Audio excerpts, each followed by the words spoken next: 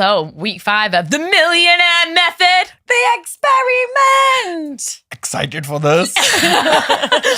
And as always, cheeky little plug here, brought to you with the power of belief coding, making all your dreams come true.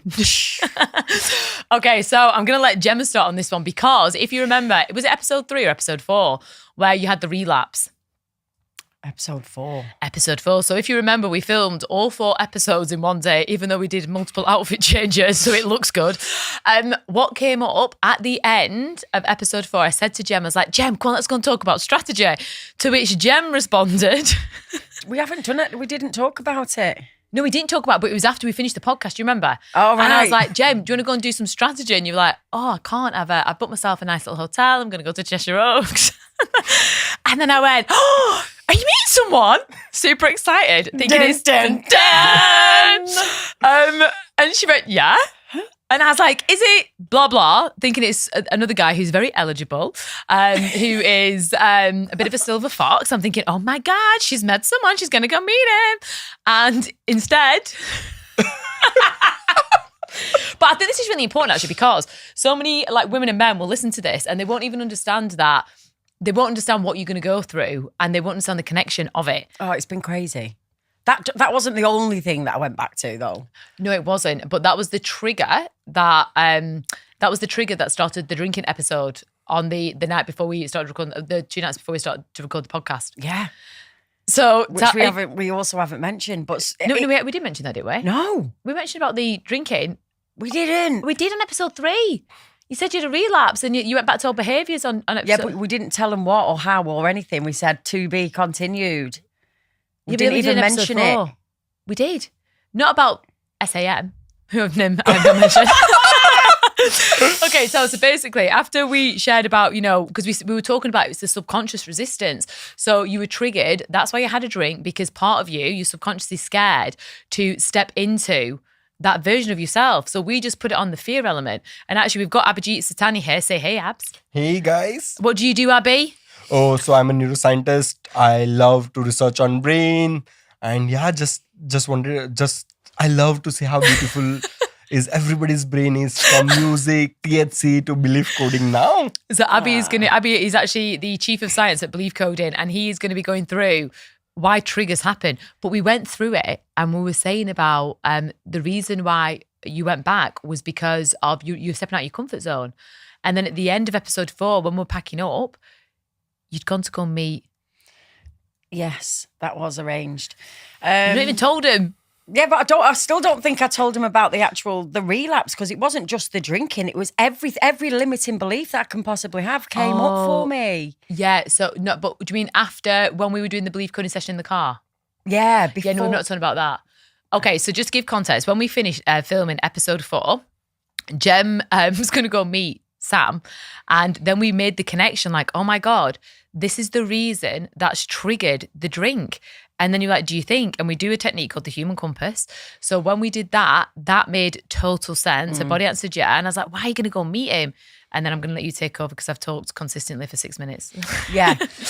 No, but that whole week it was a crazy week for me because everything was coming. It was all the old behaviours was coming back. All my worries, fears, neediness. Go into your worries and fears as well, because again, I think this is super relatable for the listener. What, sorry? All did you say the insecurities and fears? Yeah. Delve into what they were. Just complete. It was so bizarre because it was completely I was needy again. I was feeling. Oh. Yeah, what if no one else is going to want me? What if, because I think it was the vulnerability that was showing up again. I felt so vulnerable. And again, I've not really shared my whole story. I've only done it once in Vegas. Yeah. Fully. So knowing and also knowing it's going out, it's not that I've got any, I don't mind, but because it's all coming up and I know it's coming up subconsciously, I must have been going a little bit doolally. So everything that would stop me from doing it, getting drunk the day before we had a podcast. I don't even drink. I don't even drink, Abs. I was waking up. Going on I've not been on my social media for ages, and that's something that we've worked on as well. And all of a sudden I'm putting a social media post on smashed. Oh God, it was horrendous, but it was, and it was like going back into my old programming and the neediness with, I'm feeling guilty and wanting to, I can't not ignore him. It's bad. I feel Well, it was his tight birthday, wasn't it? The Yeah, it was day his of the birthday. podcast. So you finished the I relationship. felt really bad, and as much as I knew this needs to stop, but we are obviously we're not in a relationship. It was just a friends thing. But I was like, I can't spend his birthday on his own, and I can't. It's like everything. I don't know. It was just a lot. I felt like I had no strength. Oh. And this is the crazy thing. So you might be listening to this thinking, what's this got to do with making a million? It has absolutely everything to do with making the million, because if Gem's focus and attention are on things that make her not feel great, on things that, tap into an insecurity, that tap into a vulnerability, that's exactly how she's going to go into her business, with that insecurity, with that vulnerability, because the neural pathways are triggered up. And I'm going to pass over to you, Abs. From what Gem said, what is going on from a primitive neuroscience perspective? Okay, so what Jem said, right? It's all about feeling safe and how you see the perception of the other person in your life. So once, like, if you see from the first day, okay, he's gonna do this, he's gonna do this, he's gonna do this. So you'll only focus on that part of the life, right? And the same way, like if something bad is happening, then you'll focus on the bad part. If something good is happening, you'll focus on the good part, right? But actually, I don't know about your relationship dynamics and all, that deep. But actually, what I think like is, everybody has a little bit of insecurity about things and all, right? Whether it comes to money, whether it comes to relationship or anything, right? And your brain are wired in that way. You always find the safest path, right? So when Jam is somebody like, she wanted to take whole world over and, weight of the whole world over, and she want to heal everybody, because we have talked a lot about this, and, she's something like that. I guess her brain is currently, and like from the day we met, searching for the problems and solving it right away. Do you know what's interesting as well? What did you say Sam makes you feel, or he made you feel? Guilty. Oh, I was going to go for safe. Oh right. Oh no, I feel sad for him. I feel guilty if I'm doing well and he's not. But yeah, he does make me feel safe. So that's like a primitive. In a Primitive relationship, instinct. it's the first safe kind of relationship I've had, even though it's not been right. But it's only not been right because it was a manifestation. I asked for it, but I asked for someone on a healing journey, but I wasn't quite. Maybe it's finished, or at I want least someone at the end of their healing journey. it's just at the start. But he is a good guy. But it wasn't just that; it was everything else. The guilt that I've had so many realizations, Jess, and it's all shifted now. So let's talk about that then, because I think that's really important for the listeners to understand. So in the way of Gem going to meet Sam and me on the way home, we spoke to each other, didn't we? And we did, like, Gem pulled over and I'm guiding her through a belief coding session. So just explain what came up. It was crazy. Because your energy totally changed from the beginning to the end, and how that now has gone on to affect the way you show up in your business.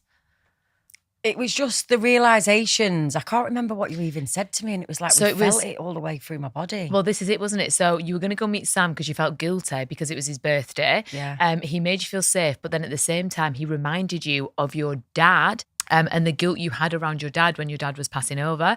So as soon as we went back to that experience, you were able to release. I can't leave him on his own. It was exactly the same sort of like emotion that I was feeling, but he is at the. He said the fair few things that would make you worry about his mental health. I'm thinking, I can't leave someone like that. Like I feel like I know how it feels. And then you're saying all these things to me, and we was going through the session. I was like, what the hell am I doing? Because I know it's almost like I'm breaking my own heart to make someone else feel good. But then we've had another session since then. Are we allowed to talk about that? Because it's like that session was meant to be, because it's just gone boom, boom, and all of a sudden it's like a magic, something's happened, and now I'm like completely different. Yeah, let's talk about that. So if you can imagine, the way your beliefs work, your beliefs are only there to literally protect you and keep you safe. That's why we have beliefs, because it forms an identity. And Gemma's identity is definitely the one of the helper. I'm the helper. I'm the fixer. I'm the solver. So, but then it makes me feel wanted. If I help them, it makes me feel wanted. And which taps in. Yeah, it's also like, when he make her feel safe, right? So she had in the brain, she had unconditional thought of making him safe as well, or making him in a good place where he is right now. So it's also our instinct. It's all tied in, isn't it? Yeah. So can I ask you as well, like, so because when we worked on that in the car, we know that's how would that go on to affect Gem's ability to make millions?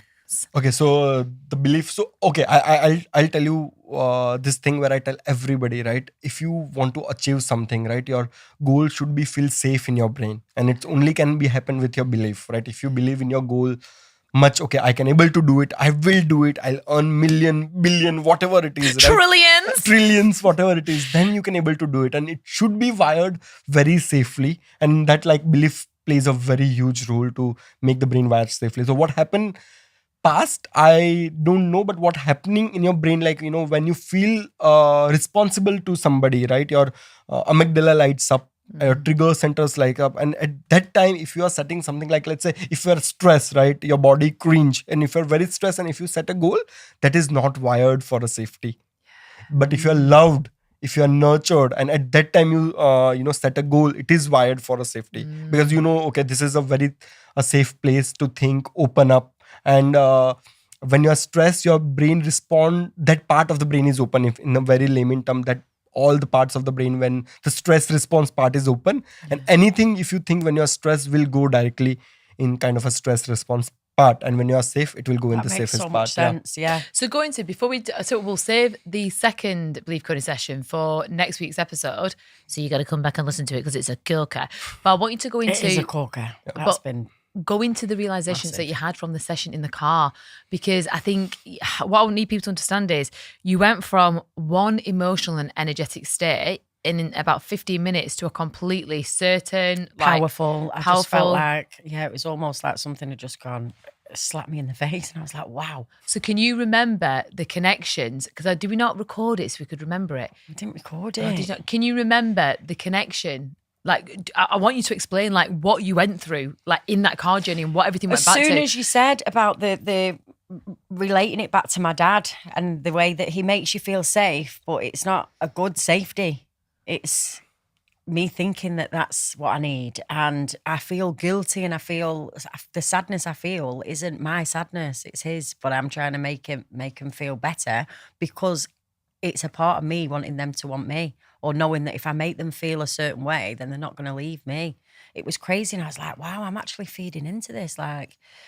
It was just crazy. So then when I did go and see him, there wasn't soppiness or me, I do feel for his situation, but I'd completely stood in my power and was like, this isn't working and this can't continue. Right? It's not healthy. I think this is so powerful to listen to, because there'll be so many men and women in relationships where they keep going back, and they don't get that actually you're only going back because of something in your past is anchoring you in those emotions. Something is stuck in the past, and they just, so it's if you you feel guilt somewhere where you are not able to be taking care of your dad or somebody in your life, so that's why you are replicating it again with this person. I'm dying to speak about our last session. Leave it to the next episode, because let's go into the strategy, because the next session is unbelievable. Yeah, it is absolutely everything unbelievable. So after that realization, because I'm bearing in mind I lost my motivation, I felt immense pressure. I didn't think I was capable of even making my daughter's tea, let alone anything else. I literally, everything, it's like it just hit me, and I was like, wow, I've not felt this for such a long time. Was that just before you drank, do you mean, or just after the session in the car? I think it was after I drank. I was like, what is going on with me? Why do I feel like this? But think of it, immense pressure. So if you look at the immense pressure to look after your dad, the immense pressure to show up for Sam. And then what else did you say? The vulnerability of showing up. So you feel vulnerable expressing how you feel, you did with your dad, like you did with Sam. Yeah. Vulnerability to express how you feel on social media with the people who need to see it. It all ties in because it is the protective mechanism to keep you where you are. Yeah. But what happened was interesting. So we cleared that session, and then that was on the Friday, wasn't it? And the Monday, you were straight back at it. So the Monday, let's have a look, actually, I've got it here, the strategy. So this is literally, on the Monday, we're like, right, what are we doing? So we decided the launch strategy. we were decided that we were going to just like post in Facebook for a week and literally post every single day. And what the strategy is, I think I've touched upon it on the last couple of episodes, is we want Gemma to launch into her community to get the people who are ready to buy from her now to sign up as a mem, a mental health empowerment mentor. It's a mouthful. A mental health empowerment mentor. And from the people who invested to become one of those, we're then going to use that on an ad strategy, right? Yeah. So you started to show up totally different, like not to the extent that you wanted to, but I started making progress because the week before I was like, I even said to you, Jess, what's wrong with me? Yeah. So I started making progress and I was definitely stepping into. Right. Can you share because like how many? So at the moment can you start to share the progress that you made? Because from a strategic perspective, I want people to understand that sometimes we feel that we need a big audience, we need all these different people, whereas actually how many people are in your Facebook group? 270. So 270. How many of them were already mems before you went into this second launch? 20. So every single 270 people in that small Facebook group, they are all people who are interested in helping children with their mental health, right? Yeah. Because Gem's messaging is about helping children with mental health. So when she's asked people to share her Facebook group, to share the community, she's asking, do you know anybody who is interested in helping children with their mental health, right? Yeah. So with that, we decided that you're going to go into a soft launch where you're going to tell people, like your prices are about to go up to 3,000. This is the last round of the beta round. So do you want to go through what you posted, what you did, and how you felt doing it in comparison to the first time round? So this time we did up the price just a couple of hundred just to see how that felt, because I knew the next time we're going double. So we upped it a couple of hundred. I was quite confident because of how well the time before went. Do you know what I've just realised? So the time before, we went into the launch together, so you felt my first time supported. on my own. And this is the first time on your own. That come up again in my session though as well. I never want to be on my own. That's been a big thing. Like I've had so many realisations you won't understand. Like I feel like... Save it for next week. I know, I'm dying to say it. It's horrible. We won't have anything to talk about in next week's episode. Okay. So showing up on my own was a big thing. And obviously I had this blockage for social media. Blockage? Showing up on social media, and I'd not been in my group. That's what mistake I made. I didn't go in that group. Once I got my team, I just stayed with my team and my WhatsApp and building that, and I didn't go in. So I was really coming in from scratch, waking them up. This is really interesting as well, because there'll be so many entrepreneurs, they have a community, but they're focused on getting clients, then fulfilling their clients, and they forget about the community. Yeah. And then most people would be like, oh God, my community, thinking I'm just using them, I'm just going in there to sell. So, and I've had those internal fears as well. So I think that is really important, because again, what you're proving here is that actually you can be out of your community for a while, but when you go back in there and you start re-engaging and you start energizing your group, things can happen. Things can happen, but it was slow. Like my first launch, and obviously we did that together.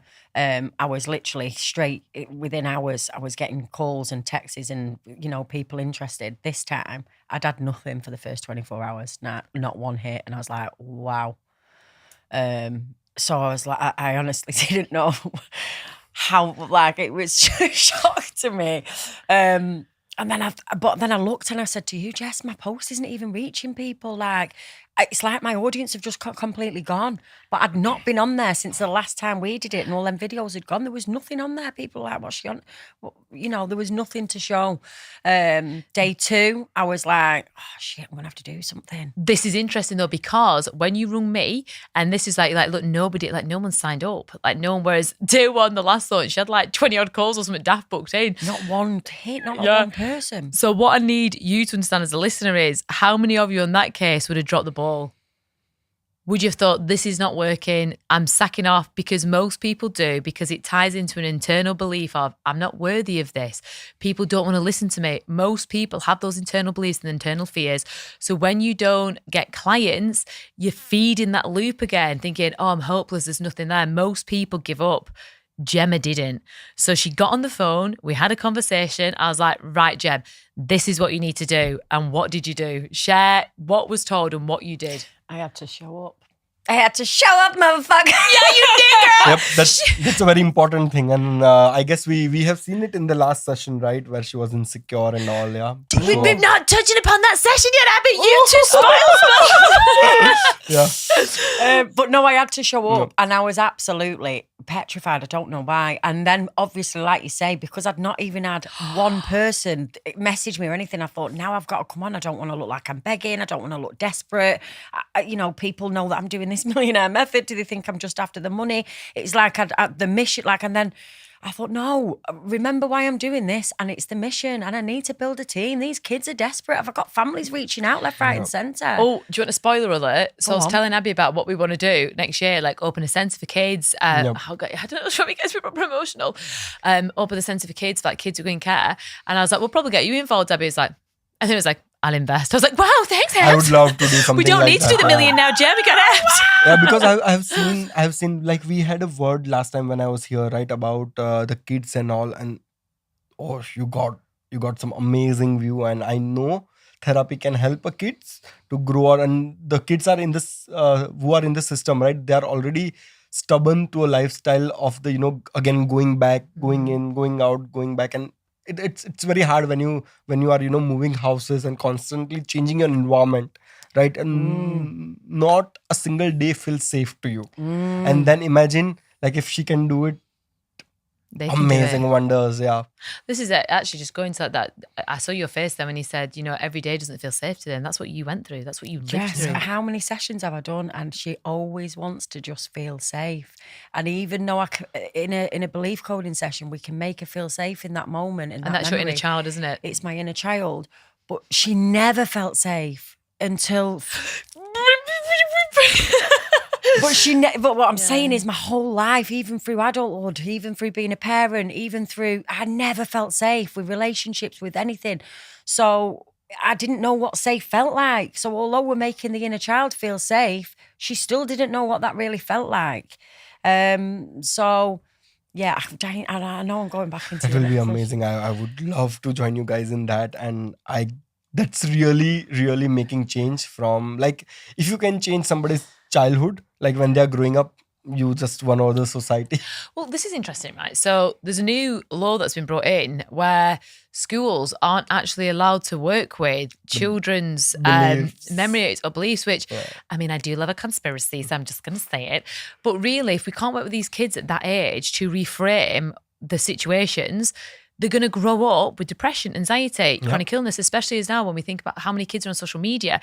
It's tying into that loop of I'm unimportant, I'm not worthy, I'm not good enough. Who's made that rule? I'd love to. I don't know. I think it's a good. I mean, ChatGPT it. Yeah, it's not far, like it's already happening. If you see right now, right, everybody got anxiety. Like if I see back then in India and back here, right, all the kids who are 14, 15, they got performance pressure. Okay, that's worse because of, and they are not getting any therapy. Even nobody's suggesting to get them in the therapy, right? And it's really helpful. It was helpful to me, so I know it will help to other people, right? And they're already in the way where we are already in the way. If we don't introduce therapy again for the kids, we cannot able to go back in 10 to 15 years. Yeah. So this is it. Like, whereas now we have an opportunity to help them, but I think.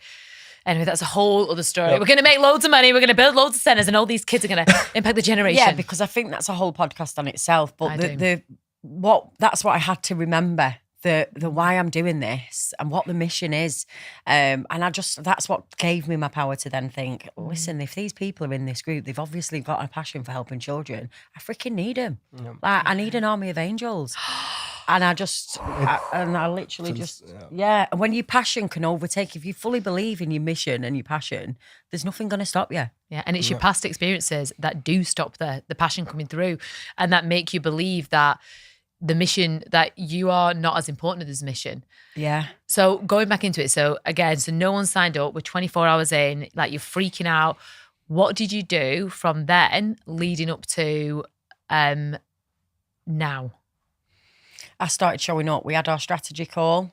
So talk about the strategy. Strategy call, you was just introduced to saying to me, you need to get on, you need to get testimonials, you need to get success stories, you need to speak to your team that you've already got, you need to say how they're finding it, you need to this. And I was like, really? This is it, wasn't it? So basically with that, because it was like crickets in Gem's group, I was like, Gem, I went, when this happens, you need to create demand. I went, at the moment, nobody knows. Like nobody knows. So what you need to do is you have to create the demand. The way we create the demand is, we share the excitement, we share the success of people who are already doing it.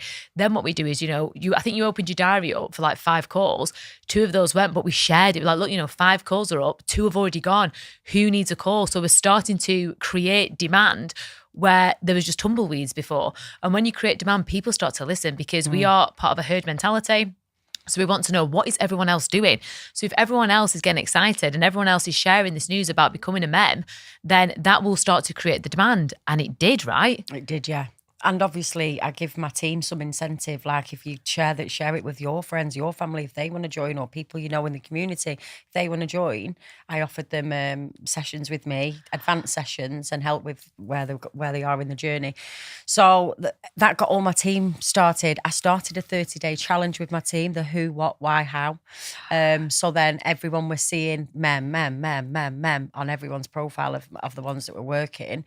So although I wasn't, it was out. It was people was like, what did this for 30 days? We say 15 of my mems was all doing that. It was amazing. So then I felt a bit more like let's get on this camera. So I started asking my team, come on, jump in. You've done your 30-day challenge. You've done well, so good. They had a fear of showing up. I was like, right, we'll get over it together. You're coming live with me. Started getting them going live, but then celebrating them while I was on the live, as well as talking about the mission. Yes. And can you see, right? So just by Gem saying that, that's what it is. That's all success is. All success is having more eyes on you, on your business. Most people would have give up at the first hurdle when not one person signed up. But we all have a choice. So you choose to give up, you choose to feel sorry, you choose to stay in that self-fulfilling pity loop, or you choose to be a winner, and winners take action. Gemma, what are you? A freaking winner, baby! Abby, what does she do? Winner. Took action! But it's true, winners do take action. Yeah. And I think most people, they look at, people who are successful, people who have money, and they don't realise the only difference is they kept going when things felt tough. They picked themselves up, they wiped off their failures, they learnt from them. They're like, right, what do I need to do? You are absolutely amazing at thinking outside the box. And also, you are so coachable. And I think because you're so coachable, you've also got that grit, that drive. You just do it because you know it's going to work. So I listened to the money frequency music. I was reading the Millionaire Mindset book. I started really feeding my mind. So then when I was showing up. Positivity, yeah. And it helps you to drive your passion, right? It helps you to drive you basically. When you read something positive and when it deeply ingrained in your brain, it'll wake up something in your brain where you show up every day. It takes out all the other chatter no one's showing up, no one signed up. And I just kept reading and thinking. And so actually, let's go over to you then, Abby, because we know what it takes to have money in the bank, or to, create the millions. What, from a neuroscience perspective, what advice can you give to our listeners about creating a multi-million pound mindset, and why is it important? Do you want to go from a poverty mindset, from a neuro perspective? I'll tell you of one common sentence that, makes sense here, where if you need to do anything successful, you need to first, most important things, have a safe environment. And what if you don't have a safe environment then? Then make it. You create it. Get toxicity rid out of your body, That's what we talk your about, friends. isn't it? My dad always used to say me, get a 5 friends, right? Not more than 5 friends, but you will identify your life will be identified by them. Would you right? not You will also learn say, what they know. So also surround yourself with the 5 people, but also you are what you consume. Yep. So if you surround yourself by 5 positive people, but then you're consuming things that bring you Good down things. on social media, then it's going to be a conflict. Oh yeah, social media is a completely different game. Like brain rot, everybody's getting a brain rot. Attention span is getting short, and you chase a very small wins, right? When you have a dopamine hit, and your brain doesn't know what is right and wrong, right? That's once your brain gets a dopamine hit, he loves it. The brain loves it, and it will chase that. It will not know it's the right thing, it's the wrong thing. It will just chase the next dopamine hit, right? So make sure you build your goal with an excitement. It's safe, safely wired in, and surround yourself with 5-6 good people, and the environment is safe. And I 100% guarantee you, nothing can stop you to chasing what you want. I've just had an idea for an app. Like, imagine this, right? Imagine every time you have a creative idea that's going to make you money, you put it into the app and it gives you a dopamine hit. It's like, well done, you're a genius. I think you're absolutely fantastic. Keep going for your dreams.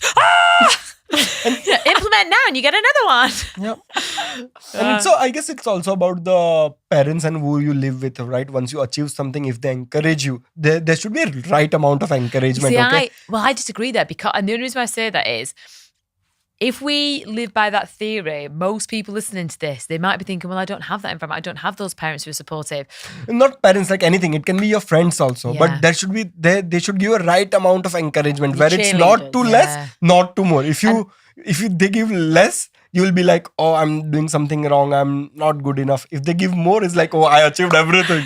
Let's close it tomorrow. And this the right amount of encouragement. Yeah, it's necessary. And just in case, if you don't have any support system around you, use ChatGPT. That literally is your cheerleader. God, Yeah. yeah. ChatGPT, I did this thing. You are fantastic. You are a winner, and winners take action. You took action.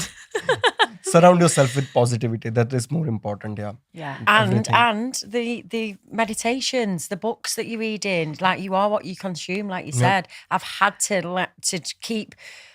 I say million is the word million is every day. It must come to me 10 times at minimum. Wow. Like I'm either listening to a millionaire podcast. I've got my abundance frequency on in the car. I'm reading the books. I'm constantly talking about it. I'm journaling about my journey. Like my brain is already searching for that million. Like Because your RAS, your RAS system is activated. Yeah. So just going back to it. So just to do a summary of this week's episode. So after we recorded the last episodes of the podcast, Jem realised that the reason she relapsed was because she was anchored in the past to do with the dad, responsibility, and that guilt kept you going back. We cleared that. I didn't feel safe, like You Ab didn't said. feel If you don't feel safe, it can't happen. And then when she did feel safer, she started to implement the strategy. And what the strategy was, we realised, even though she had a group of 270, we wanted to get more members on board.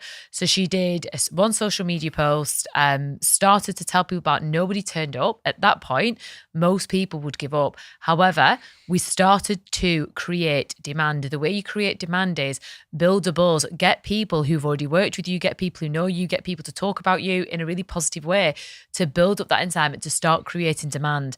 Because once you've got demand, guess what you need to do? Supply. That's literally it, but you have to create the demand.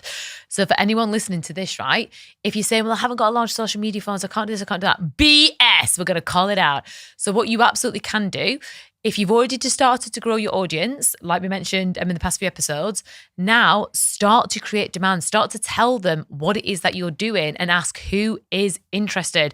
Most people have these incredible gifts, like this incredible skill set and knowledge, yet they bloody wet lettuces when they come to share it.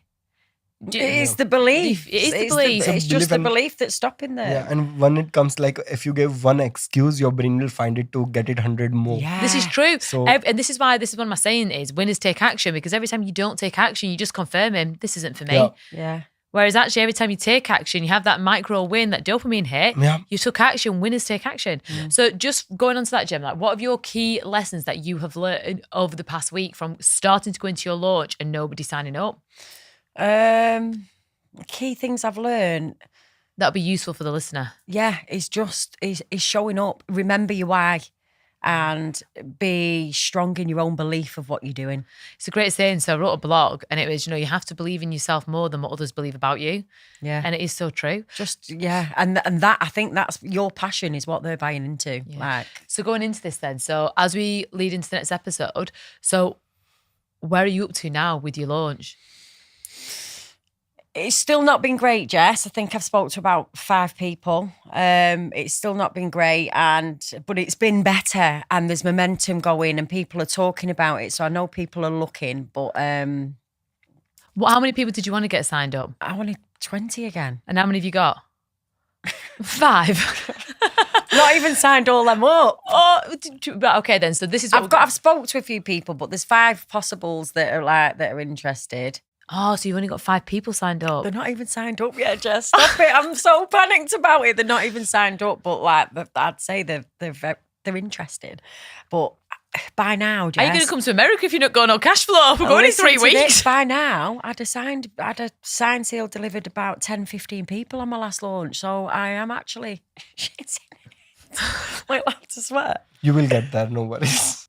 I've got a plan. This is what you need to do. Okay. But you guys need to tune in next week to find out that plan.